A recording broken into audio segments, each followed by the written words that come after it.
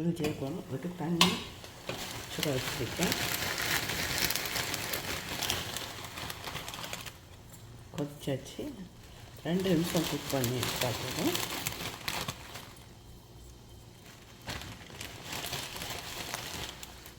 கொஞ்சம் சால்ட்டு போட்டுக்கிட்டேன். 2 நிமிஷம் ஆச்சு. வடிகட்டிட்டோம். வடிகட்டி எடுத்தாச்சு. கொஞ்சமாக லெமன் ஜூஸ் ஊற்றுவோம். 100 கிராம் சிக்கன் தான் எடுத்திருக்கேன். கார்லிக் கொஞ்சமாக சில்லி பவுடர், கொரியாண்டர் பவுடர் கொஞ்சமாக சால்ட்டு, உப்பு. பேனில் ஆலிவ் ஆயில் ஊற்றும். 2 பல் பூண்டு, சின்ன பல் தான், பெருசுன்னா 1 போட்டேன். வீட்டு ஸ்ப்ரிங் ஆனியன்,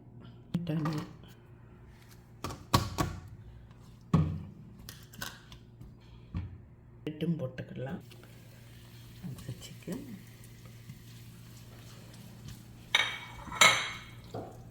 கேரட்டு போடுவோம்.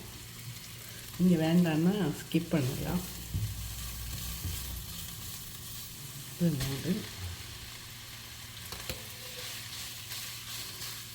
கொஞ்சமாக சோயா சாஸ் ஊற்றேன்.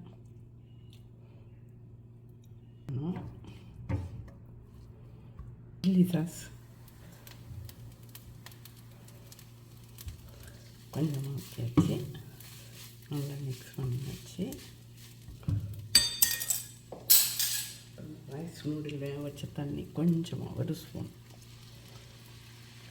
ஏன்னா இது ஒட்டாமல் அங்கங்கே பிரிஞ்சு நிற்க மாதிரி இருக்கேன். அதனால் அதை மிக்ஸ் பண்ணதுக்கு வேண்டி தான்.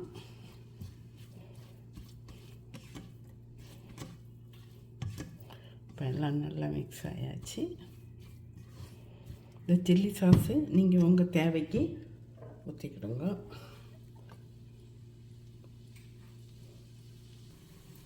ஸ்ப்ரிங் ஆனியன் இப்போ கொஞ்சமாக போடணும்.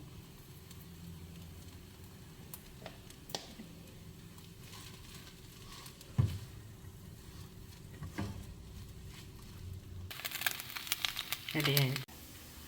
கொஞ்சம் எக்கும் போட்டுக்கலாம். எக்கு போட்டு இப்படியும் செய்யலாம். இதையும் காட்டித்தரேன். நல்லா பீட் பண்ணி லைட்டாக ஊற்றிக்கிடணும். இது மாதிரி எடுத்துடணும். வேறு என்ன சேர்த்துருக்கேன்னு பார்க்கலாமா?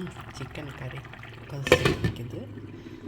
நோம்புக்கு தான். அப்புறம் எக்கு இந்த மாதிரி கட் பண்ணி வச்சுக்கிடுங்க. ரெடி ஆக்கியாச்சு. வீடியோ போட்டிருக்கேன். அதில் இதை மிக்ஸ் பண்ணிட வேண்டியது தான். அப்படி இது மாதிரி அதில் ஒரு பிளேட்டில் தட்டி இது மாதிரி மிக்ஸ் பண்ணிடுங்க. பாதி நான் ஏற்கனவே மிக்ஸ் பண்ணி வச்சுருக்கேன். இதை அதில் போட்டுற வேண்டியது.